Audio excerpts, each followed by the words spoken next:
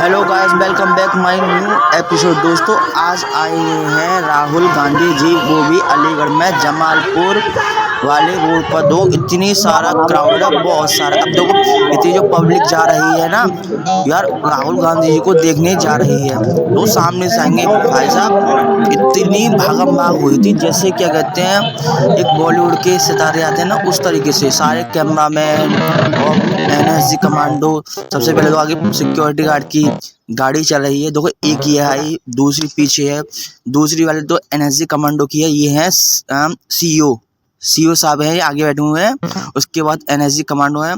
तो हौले हौले हौले एक गाड़ी आना चालू हो रही है यार। इतना कर्रा क्राउड था, बहुत ज़्यादा। तो ये सारे एनएसजी कमांडो हैं।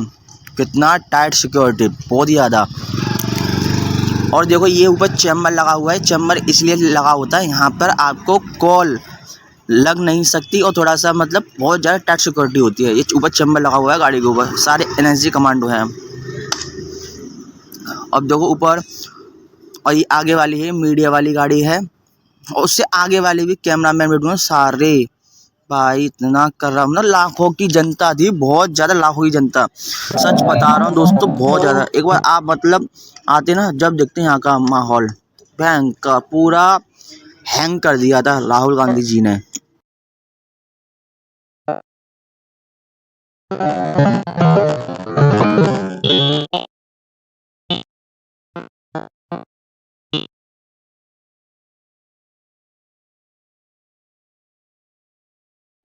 गाइस देखो, यहाँ पे इतना देखो, अब आ चुके हैं यहाँ पे राहुल गांधी जी और प्रियंका गांधी जी। यार इतना पैसा पहली बार देखे मैंने, इतना क्राउड है बहुत ज़्यादा। एक बार मोदी जी आए थे, जब देखे थे।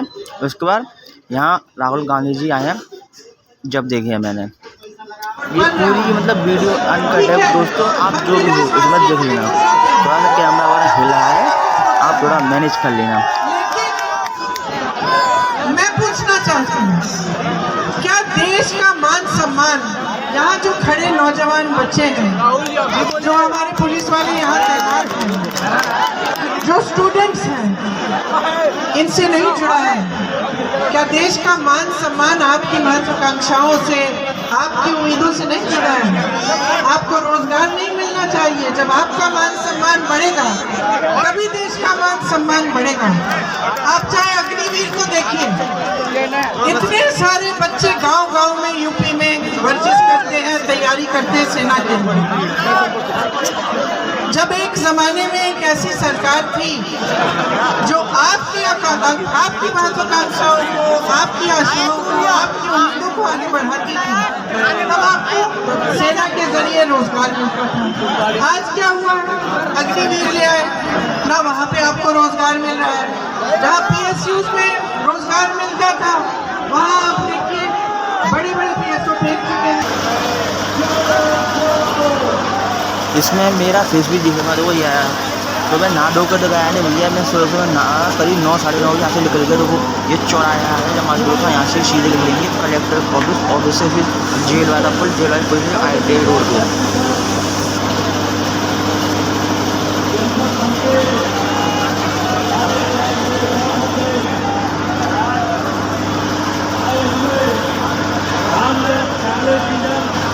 समाजवादी पार्टी के लोग नेतागण, मैं जनाब जिला कांग्रेस कमेटी आपका हार्दिक स्वागत करता हूँ, अभिनंदन करता हूँ, वंदन करता हूँ।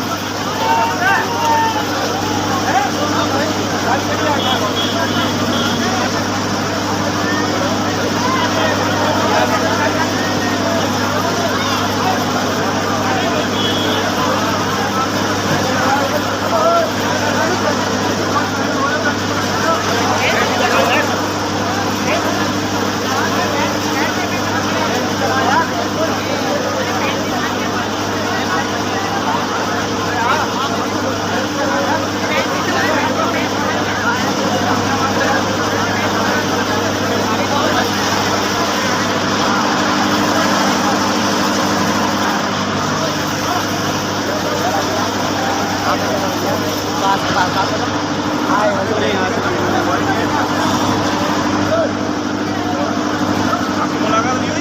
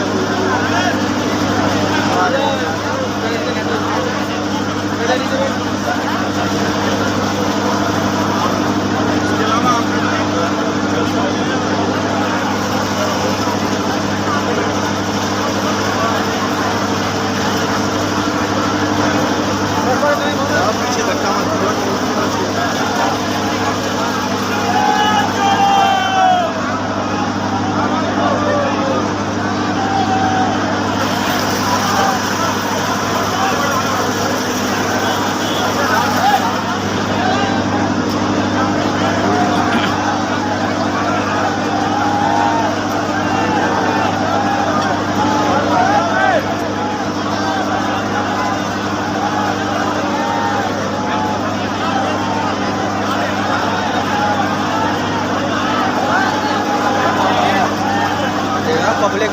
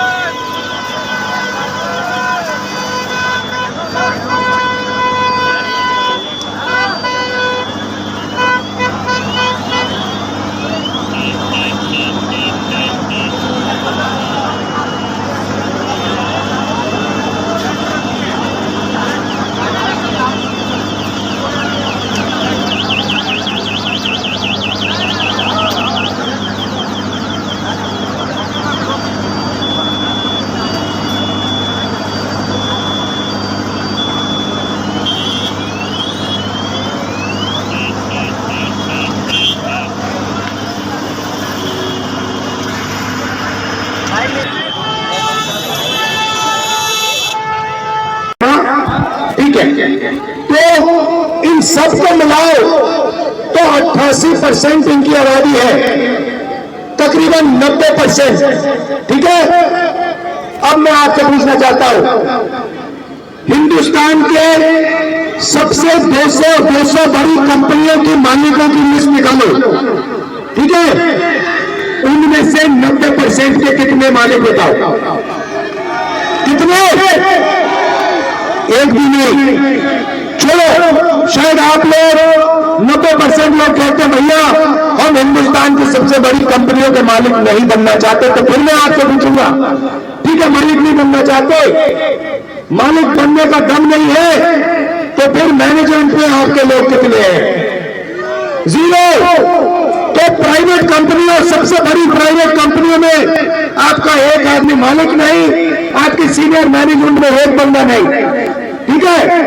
अब आप कहो, पता नहीं, शायद कहो कि भैया 90% को प्राइवेट कंपनी में नहीं, कुछ नहीं चाहिए, ठीक है? फिर मैं आपसे पूछता हूं, ये मीडिया वाले जो घूम रहे हैं, मीडिया वाली कंपनियां जो है सबसे बड़ी कंपनियां हैं, इनमें से 90% के मालिक कितने? 0। ठीक है, बड़े बड़े रिपोर्टर के नाम देखो, ये सब के नाम लिस्ट निकालो, इसमें से 90% के कितने? 0।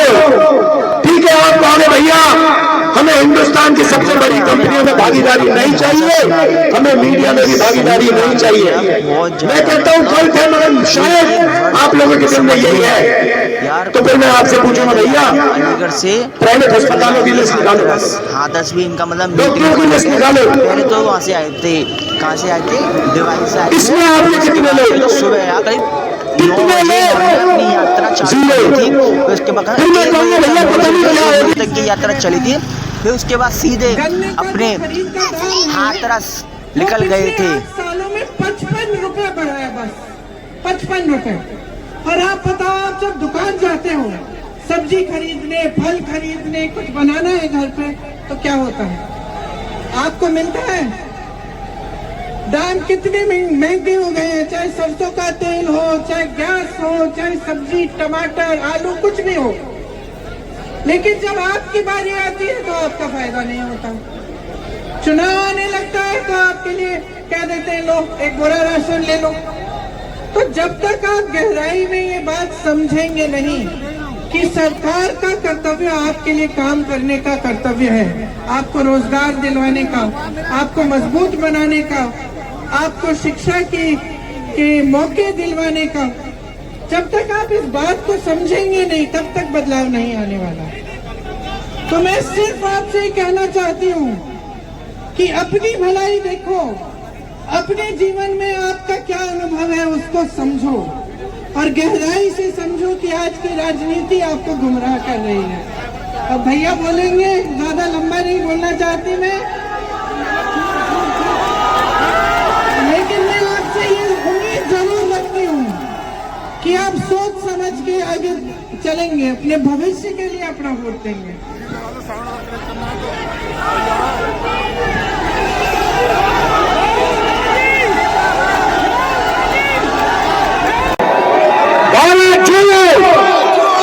भारत जोड़ो। धन्यवाद भैया, बहुत अच्छा लगा आपसे मिलकर। जय जवान। वो मेरे बात तो भैया, हाँ शाबाश।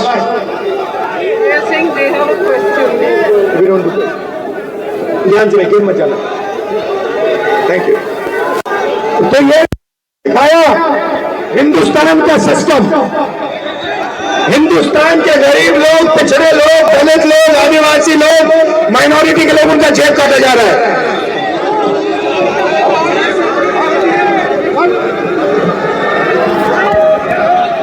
जेब काटा जा रहा है। अब देखो, आखिरी बात आपसे कहना चाहता हूं, यहां पे ये जो पुलिस वाले रहते हैं, सबसे पहले मैं आपका धन्यवाद करना चाहता हूं, आपने आज धक्के खाए, और जो आपको धक्के लगे उसके लिए मैं माफी मांगता हूं। मगर ये जो है पुलिस वाले, भैया धकेले मत भाई, इधर बन जाएंगे। ये जो पुलिस वाले हैं, ये पुलिस में जब जाते हैं तो ये देश सेवा करने के लिए जाते हैं, सही? ये देश सेवा करने के लिए जाते हैं। ऐसे ही लाखों लोग सुबह उठ के 5 बजे सुबह रनिंग करते हैं, पुशअप करते हैं, पुलअप करते हैं सेना में जाने के लिए। जो इनके देश में, इनके देश में भावना है देशभक्ति की, वही भावना सेना में होती है, वही भावना लाखों युवा सुबह उठ के रनिंग करते हैं आर्मी में जाने के लिए। सही। अब देखिए उनके साथ क्या किया गया। अभी पेपर आउट भी बोलूंगा। ये लाखों लोग सुबह उठते हैं, सेना में जाने की कोशिश करते हैं। अब नरेंद्र मोदी जी नई योजना लाए हैं, अग्निवीर। अग्निवीर कहती है कि हिंदुस्तान में 2 तरीके के शहीद होंगे। एक होगा जनरल रेगुलर आर्मी वाला, अगर वो शहीद होगा उसे शहीद का दर्जा मिलेगा। और दूसरा होगा अग्निवीर, अगर वो शहीद होगा उसे नहीं मिलेगा, उसको उसकी लाश को वापस घर भेज दिया जाएगा। उसे ना कोई, उसके परिवार को ना कोई पेंशन मिलेगी, ना कोई मदद मिलेगी, और उसको शहीद का दर्जा नहीं मिलेगा। पीछे भर के यादव जी, अब देखिए यादव जी, उधर देखिए यादव जी, यादव जी उधर देखिए, यादव जी पीछे देखिए, ये देखो ये क्या हो रहा है।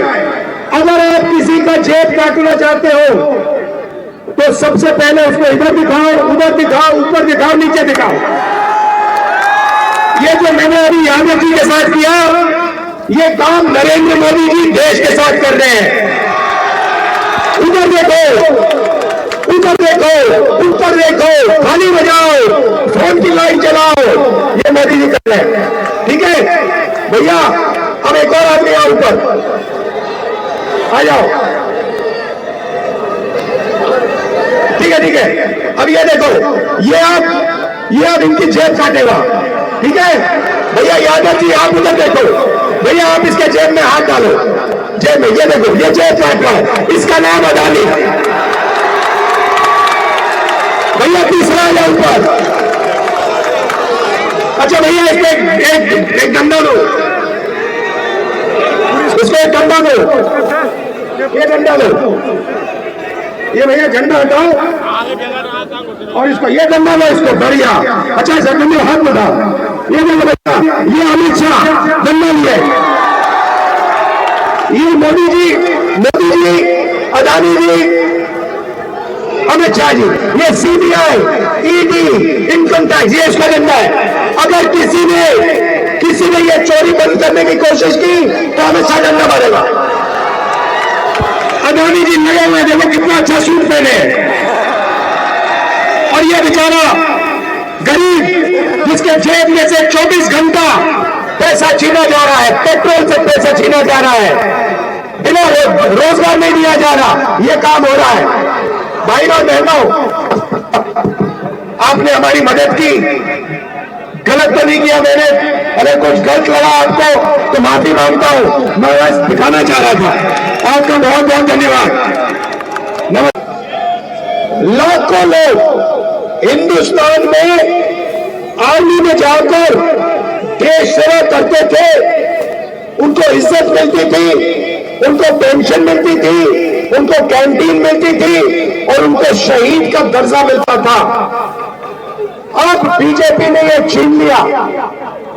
4 में से 3 युवाओं को वो वापस भेजेंगे, और आप देख लेना, लिख के ले लो, वो जो वापस आएंगे ना, वो सारे के सारे जो अग्निवीर निकाले जाएंगे, वो सारे के सारे गरीब होंगे, उनमें से एक अमीर बंदा नहीं निकाला जाएगा। एग्जाम के बाद आप जानते हो ये नया धंधा चला है, आपसे एग्जाम कराते हैं, आप पढ़ाई करते हो, आप अपना पैसा निकाल के प्राइवेट कॉलेज यूनिवर्सिटी में ट्यूशन सेंटर में डालते हो, उसके बाद सुबह उठते हो, एग्जाम करने जाते हो, वहां पे एग्जाम में आपको किसी और का मोबाइल फोन दिखता है, उस पर पूरा का पूरा क्वेश्चन पेपर दिखाई दे जाता है। ये इसका लक्ष्य क्या है?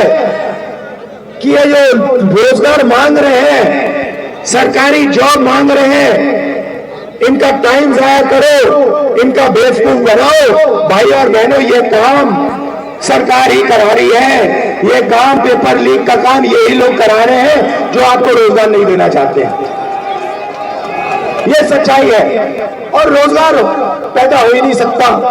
क्यों? क्योंकि अदानी जी को पूरा का पूरा दे दिया, और ये जो छोटे व्यापारी हैं, जो छोटे बिजनेस चलाते हैं, हैंडीक्राफ्ट के लोग हैं, ब्रास वाले लोग हैं, ये लोग हैं, इनको बर्बाद कर दिया। जीएसटी से, नोटबंदी से इनको खत्म कर दिया। आजकल क्या हो रहा है? चाइना का माल यहां आ रहा है। ये मोबाइल फोन जो है ये चाइना का है। ये चाइना का माल यहां आ रहा है। बड़े बड़े उद्योगपति इसको यहां बेच रहे हैं, आप लोग खरीद रहे हो। हिंदुस्तान के युवाओं को रोजगार नहीं मिल रहा। ये मोबाइल फोन पे मुझे भाई नफरत फैलाई जा रही है, हिंसा फैलाई जा रही है। इसका कारण क्या है? नहीं, वोट बैंक नहीं है भाइयों बहनों, आप गलत फहमी में मत रहो। वोट बैंक नहीं है ये, और हिंदुस्तान की जनता ने ये मुझे बताया, किसानों ने, मजदूरों ने। राहुल जी, हिंसा और नफरत का कारण अन्याय है। हिंदुस्तान के सब गरीब लोगों के साथ 24 घंटा इस देश में अन्याय होता है। किसान के खिलाफ अन्याय होता है, छोटे दुकानदार के खिलाफ अन्याय होता है, युवाओं के खिलाफ अन्याय होता है, सड़कों पे माताओं बहनों के खिलाफ अन्याय होता है। हिंसा का कारण, नफरत का कारण अन्याय है। इसीलिए हमने दूसरी भारत जोड़ो यात्रा में भारत जोड़ो न्याय यात्रा शब्द जोड़ दिया, क्योंकि अब ये दूसरी यात्रा भारत को जोड़ने का काम कर रही है, मगर ये दूसरी यात्रा अन्याय के खिलाफ लड़ रही है और न्याय को जनता के सामने लाने की कोशिश कर रही है। अब मैं आपसे एक सवाल पूछना चाहता हूं। यहां पे शांत हो जाए थोड़ा। यहां पे बहुत सारे लोग हैं। यहां पे हिंदुस्तान में पिछड़े लोगों की कितनी आबादी है?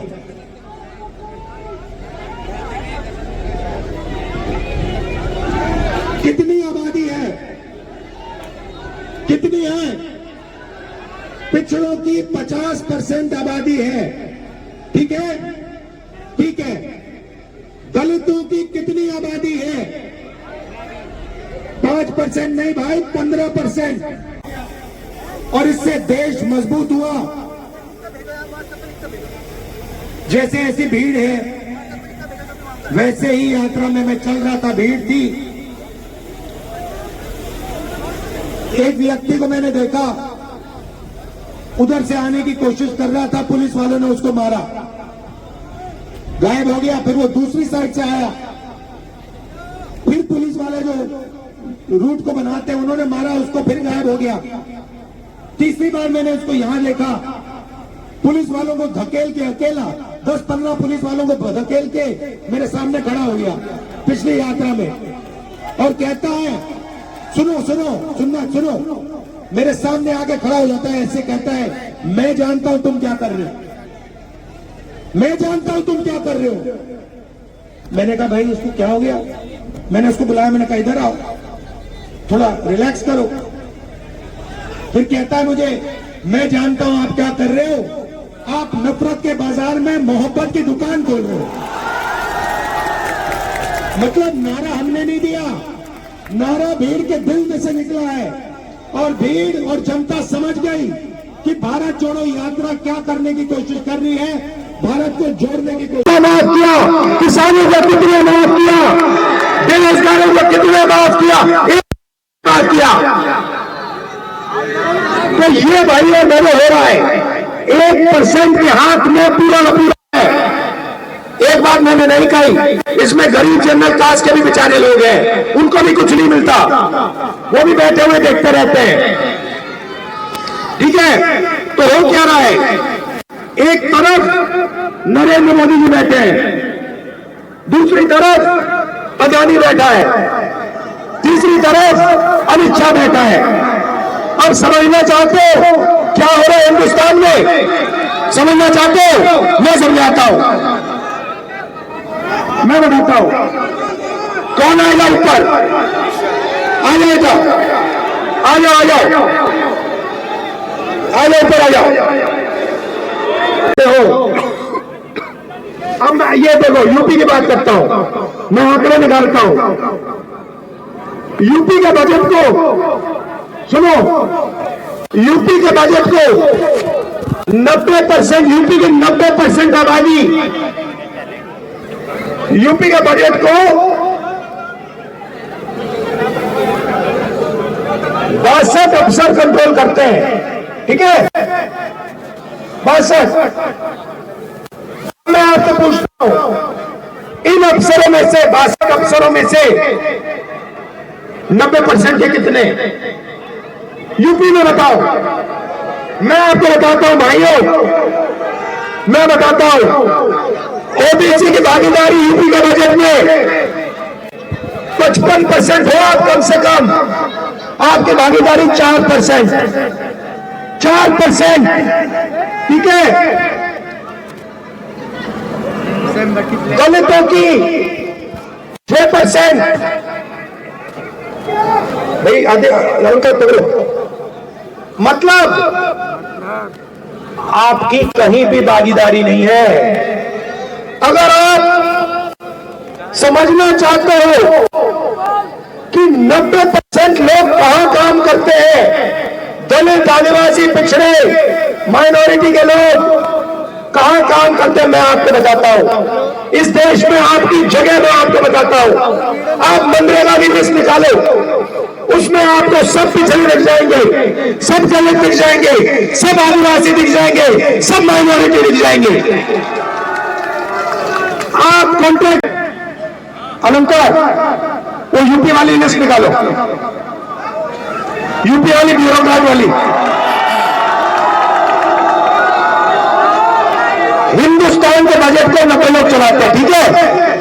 मतलब पूरा का पूरा पैसा 90 लोग बांटते हैं, आईएएस अफसर है, ठीक है?